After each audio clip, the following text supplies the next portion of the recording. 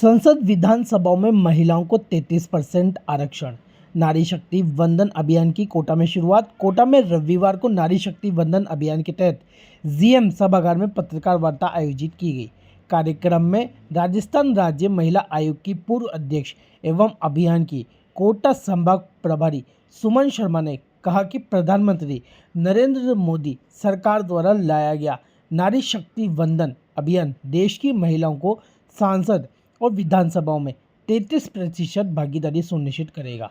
उन्होंने बताया कि अभियान को लागू करने की प्रक्रिया तेज करने के लिए 16 से 18 अप्रैल तक संसद का विशेष सत्र भी बुलाया गया है। लाडपुरा विधायक कल्पना देवी और पूर्व विधायक चंद्रकांता मेघवाल ने भी इसे महिलाओं के सशक्तिकरण की दिशा में ऐतिहासिक कदम बताया। वहीं भाजपा शहर जिलाध्यक्ष राकेश जी ने लोगों से 9667173333 नंबर पर मिस कॉल देकर नारी शक्ति वंदन अभियान का समर्थन देने की अपील की है। शहर में जो हमारे प्रेस वार्ता का कार्यक्रम है वो हम लोग नारी शक्ति वंदन अधिनियम के तहत जो विशेष सत्र बुला के केंद्र सरकार ने सदन में रखना है उस विषय को लेके आज आप लोग से मिलने के लिए हम लोग यहाँ हैं। नारी शक्ति वंदन अधिनियम एक मात्र कागज़ के टुकड़े पे लिखा हुआ अधिनियम नहीं है। ये ज़मीन पे उस आदि आबादी को मजबूत करने के लिए लाया गया है जो वर्षों से प्रताड़ित रही है, मुख्य धारा से जुड़ नहीं पा रही थी।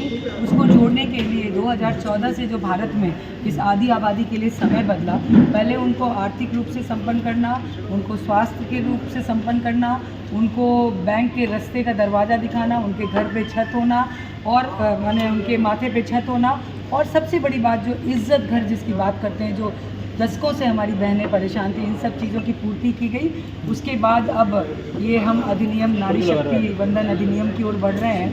मैं पूरे तमाम उस आदि आबादी के लिए बहुत सारी शुभकामनाएं हैं जो मजबूती के साथ अपने कार्य को अभी तक करके अपने आप को साबित किया कि हम कुछ भी कर सकते हैं। हम आदि आबादी के नाम पे, केवल महिला होने के नाम पे हमें पीछे रखे जाए, ये अच्छी बात नहीं है।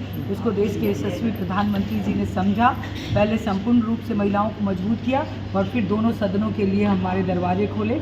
इसके लिए बहुत बहुत साधुवाद। मीडिया बंधुओं से मेरा सिर्फ इतना ही आग्रह है कि आप इस अधिनियम की जो खूबसूरती है उसको पूरे क्षेत्र में फैलाएं ताकि ये सब महिलाओं को उतनी ही मजबूती दे सके जो अनभिज्ञ है इस अधिनियम से भी।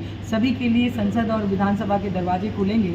जब आप एक सपना हम लोग देखते थे जो कैसा होगा लोकसभा और कैसी होगी विधानसभा, तो अब सोच लीजिए कि इस पूरे कलरफुल विधानसभा और लोकसभा की जो तस्वीर 816 और 266 के साथ बदलेगी। जो है बहुत लंबे समय से इसका इंतज़ार रहा है और सभी महिलाओं को एक उम्मीद थी और विश्वास था कि हमारे यशस्वी प्रधानमंत्री जी इस सपना को पूरा करेंगे और आने वाले इस सत्र में जो विशेष सत्र के रूप में उन्होंने संसद में ये 3 दिन तय करे हैं, ये सभी महिलाओं के सपने को पूरा करने का एक ऐसा सत्र होगा जिसका हमें सबको बहुत लंबे समय से इंतजार काफ़ी लंबा करना पड़ा।